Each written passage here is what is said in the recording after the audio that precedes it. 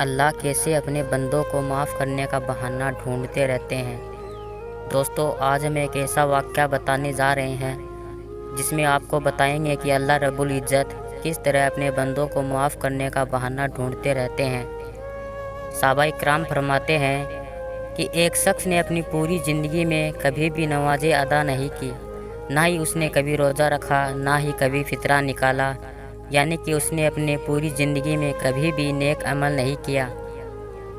اس نے پوری زندگی اللہ کی نافرمانی اور ناشکری میں نکال دی۔ اس نے اس دنیا میں نہ ہی اللہ کو مانا اور نہ ہی اللہ کے رسول کو مانا، اپنی پوری زندگی غفلت میں نکال دی۔ وہ شخص کبھی بھی مسجد میں نہیں گیا، اور جتنے بھی اللہ کے نیک بندے ہوتے تھے، چاہے اللہ کے ولی ہو یا پھر مسجد کے امام ہو، کبھی بھی اس نے کسی سے بھی سلام نہیں کیا، اور نہ ہی اس نے اپنی زندگی میں مسجد کی طرف دیکھا۔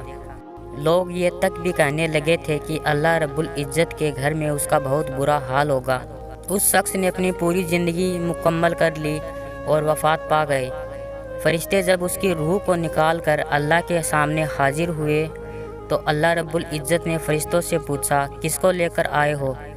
فرشتوں نے جواب دیا، اے میرے رب، ہم نے ایک ایسے شخص کو لے کر آئے ہیں جس نے اپنی پوری زندگی میں نہ تیری عبادت کی اور نہ ہی تیرا شکر ادا کیا۔ اس نے اپنی پوری زندگی کو عیش و آرام اور تیری ناشکری میں نکال دی۔ اے میرے رب، جو تیرا حکم ہوگا اس کو وہی سزا ملے گی۔ اللہ رب العزت نے فرمایا، اے فرشتوں، کیا کبھی بھی اس نے کوئی نیک کام نہیں کیا؟ کیا اس نے ایک بار بھی میرا شکر ادا نہیں کیا؟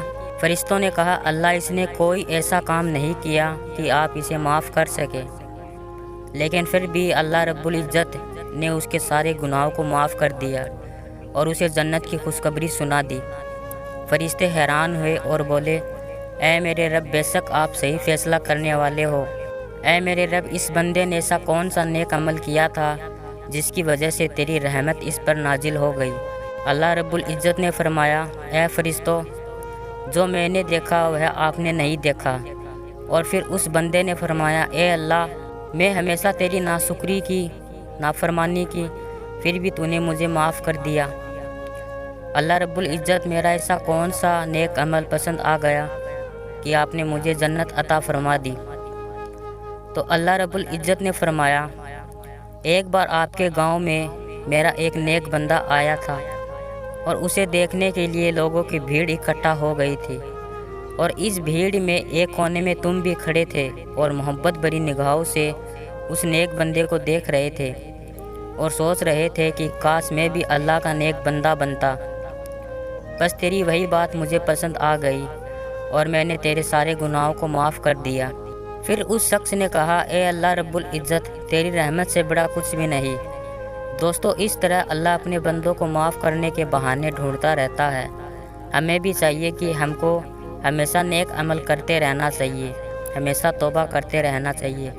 پتہ نہیں اللہ رب العزت کو ہماری کون سی توبہ پسند آ جائے اور ہمارے گناہوں کو اللہ رب العزت اپنی رحمت سے معاف کر دے۔